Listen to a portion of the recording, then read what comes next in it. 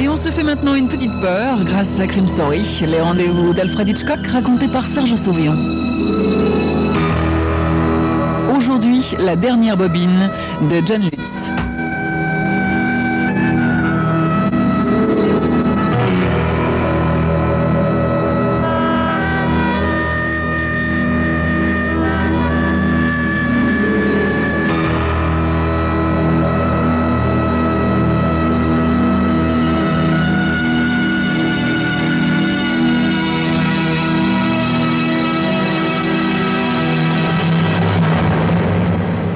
Speedo n'est pas un mauvais garçon. Il est un peu fêlé, bien sûr, mais pas complètement.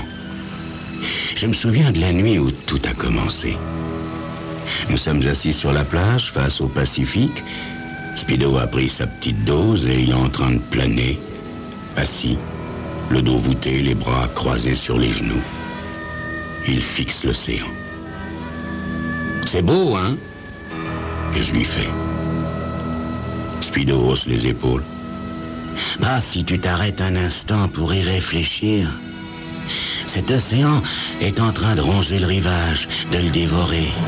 Cet océan est en train de manger la Californie. Et si tu fais bien attention, tu peux même voir ses dents. J'accorde pas grande attention à ce genre de propos. Speedo parle toujours comme ça quand il est drogué. Il voit toujours des dents aux endroits les plus invraisemblables. Il a parfois le sentiment d'être lui-même attaqué. Il lui faut alors attaquer et blesser le premier, peu importe de quoi ou de qui il s'agit. J'ai rencontré Speedo à Frisco, où il vivait dans un foutoir incroyable qu'il partageait avec 2 autres monstres et qui était visité par les flics une fois par semaine.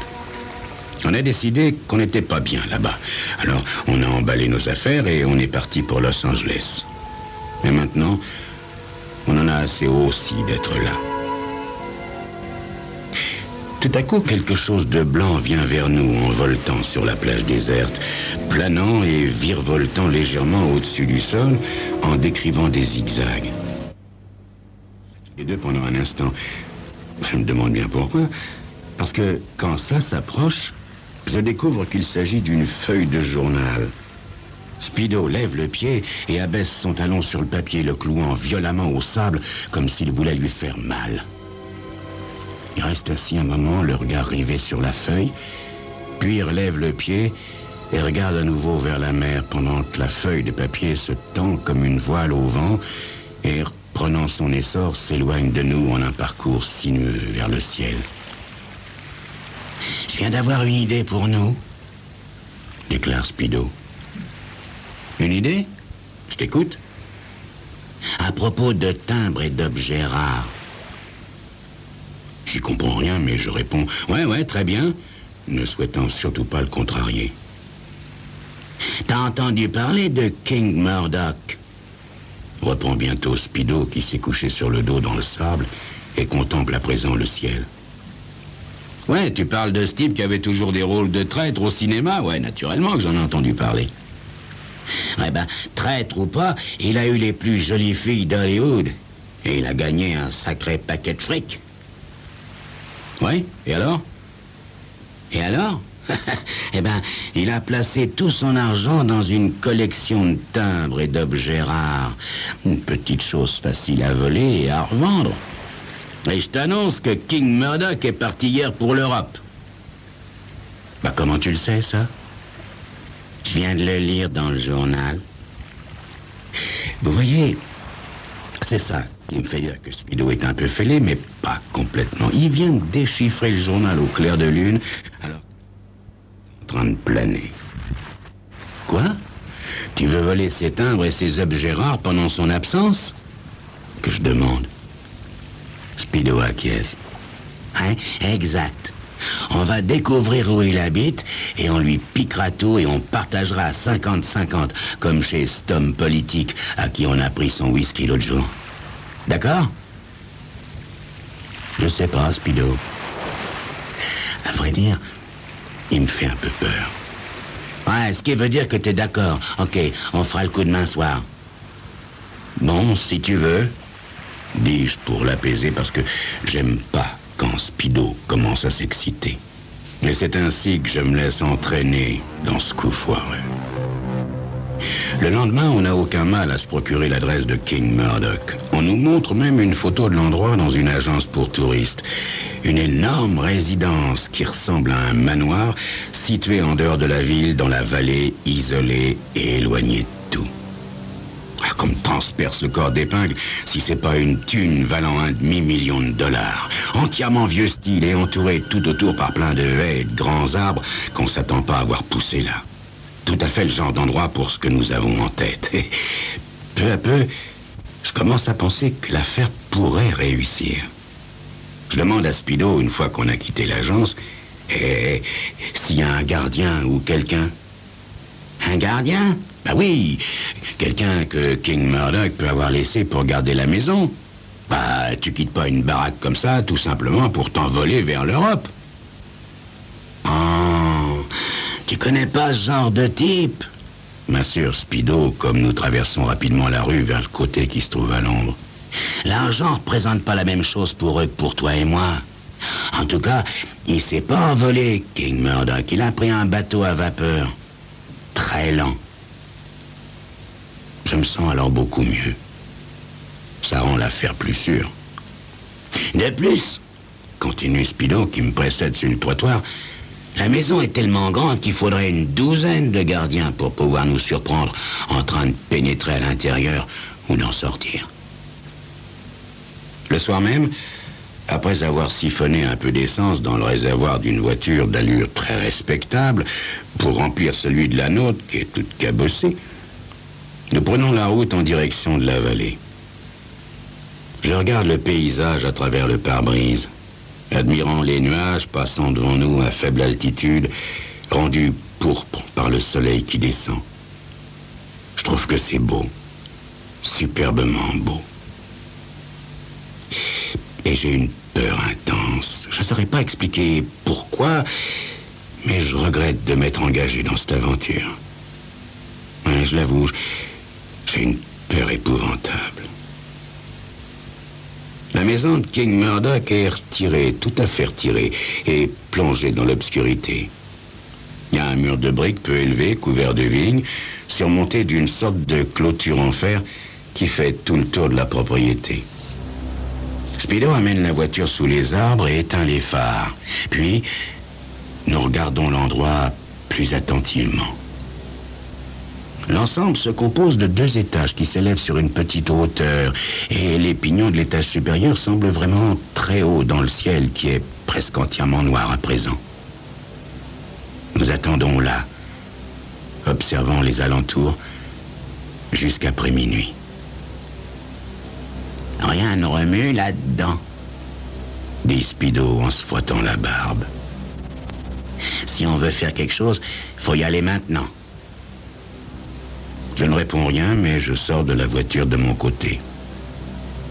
Au moment de refermer la portière, je remarque que le poignard à longue lame que Speedo porte ordinairement attaché à sa jambe est passé à sa ceinture maintenant. Il ne s'est jamais trouvé quelqu'un dans les maisons où nous avons effectué nos raids précédents, mais Speedo emmène toujours son couteau. Je sais qu'il aimerait en fait qu'il y ait quelqu'un dans la maison. Et c'est ce que je redoute. Speedo traverse la pelouse obscure et je lui emboîte le pas. Rapidement, sans la moindre hésitation, on escalade le mur de briques, puis la clôture de fer, et on se laisse retomber de l'autre côté. Speedo respire fortement, et à la lueur de la lune, je m'aperçois qu'il grimace. Je le suis vers la masse sombre de la maison et monte sur la terrasse qui donne sur un grand patio. Sur notre gauche, je discerne le bassin d'une piscine. Après un rapide coup d'œil alentour, Speedo se sert de la poignée de son couteau pour briser le carreau d'une porte vitrée. Passant la main à l'intérieur, il actionne la poignée. Le battant s'ouvre et on entre rapidement. Tout est obscur. Speedo allume sa lampe de poche. « Ok, Graham, me dit-il, cherchons cette collection de timbres. » Il ne parle pas des objets de valeur car on en aperçoit déjà certains dans le faisceau de sa lampe. Comme je le suis, alors qu'il sort de la pièce pour s'engager dans un long couloir, j'éprouve un certain malaise. Peut-être parce que tout se déroule si facilement. « Hé !» s'exclame Speedo. « On peut allumer la lumière. Il n'y a personne à des kilomètres à la ronde. » Il tourne le commutateur dans la pièce où on vient d'entrer. C'est une pièce immense, aux murs recouverts de vitrines contenant des objets à l'évidence précieux ou de rayonnage chargés de livres. « Ok, » dit Speedo. « Cherchons d'abord les timbres. On verra ensuite ce qu'on peut prendre d'autre. » Les timbres sont au premier étage dans un coffre, déclare alors une voix derrière nous.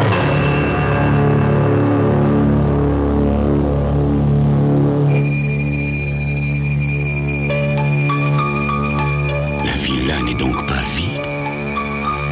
Qui vient de parler ainsi? Que va-t-il se passer? Vous le saurez dans quelques instants.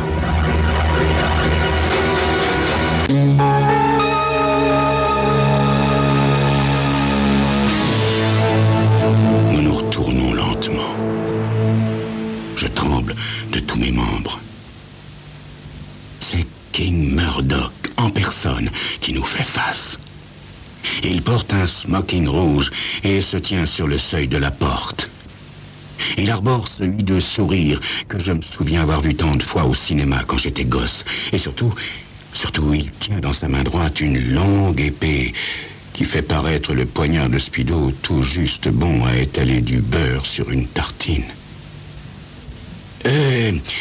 On était juste en train de regarder, dit Speedo. Non, répond Murdoch. Vous êtes venu pour voler et piller parce que vous pensiez que j'étais en Europe et que la maison était vide. La rubrique « Voyage en Europe » excite toujours la cupidité de gens comme vous. « Je vous permets pas !» proteste Speedo, recouvrant un peu de son sang-froid. On a frappé à la porte et comme personne répondait, on est simplement entré pour visiter. On pensait que la maison était abandonnée ou quelque chose comme ça. Ne perdez pas votre temps avec ces mensonges laborieux, coupe King Murdoch. Nous vous attendions, vous ou quelqu'un comme vous. Quelqu'un surgit alors dans la pièce derrière King Murdoch et je manque m'étrangler.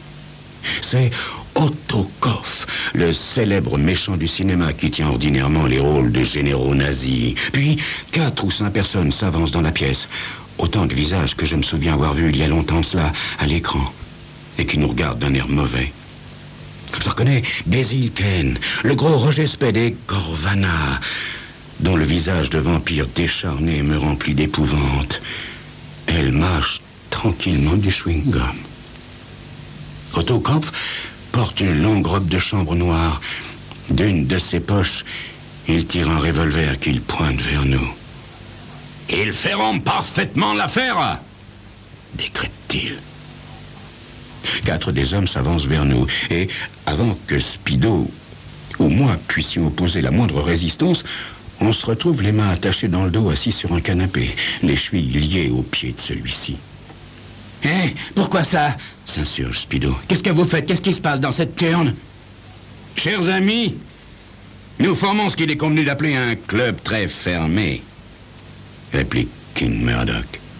Régulièrement, par le biais de fausses nouvelles annoncées aux journaux, nous nous amusons à attirer des gens comme vous dans cette grande maison opulente et déserte. Vous voulez dire que tous les acteurs d'Hollywood jouent à ça? Non, non. Notre club se limite à 8. 8 anciens méchants du cinéma, si je peux nous présenter ainsi. Bon, ok, dit Speedo. Et alors, qu'est-ce que vous allez faire? Vous allez appeler les flics? Non, non, jeune homme, nous voulons seulement pratiquer notre petit jeu favori.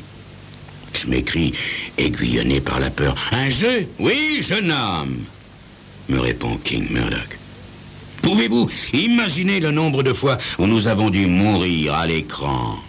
À nous tous réunis, nous sommes allés au-devant de morts horribles 179 fois, alors que le héros ou l'héroïne continuait à vivre pour moissonner toutes les récompenses. Alors, nous avons formé ce petit club où, devant les caméras, nous tournons à nouveau certaines de nos scènes les plus détestées. Seulement, cette fois, nous y tenons des rôles légèrement différents. Mon corps tout entier se met à trembler. Je me souviens avoir vu au moins 3 fois un pieu transpercer le cœur de Gorvana. Soyez sérieux, proteste timidement Speedo, qui a compris, tout comme moi. Mais ils nous ignorent à présent. Ils discutent entre eux avec animation. On se croirait à une soirée hollywoodienne. Le gros Roger Spade, derrière le bar situé dans un coin, prépare des cocktails. « On va jouer ça au dé !» dit Otto Kauff à Basil Kane. « Moi, je peux pas être dans le coup !» lui répond ce dernier avec un rictus. « J'ai déjà gagné la dernière fois. »« Oui, c'est vrai, la fameuse scène de la guillotine. »« Oui, mon plus beau succès avant-guerre. »« Assez !» coupe Otto Kauff. « Donnez-moi les dés !»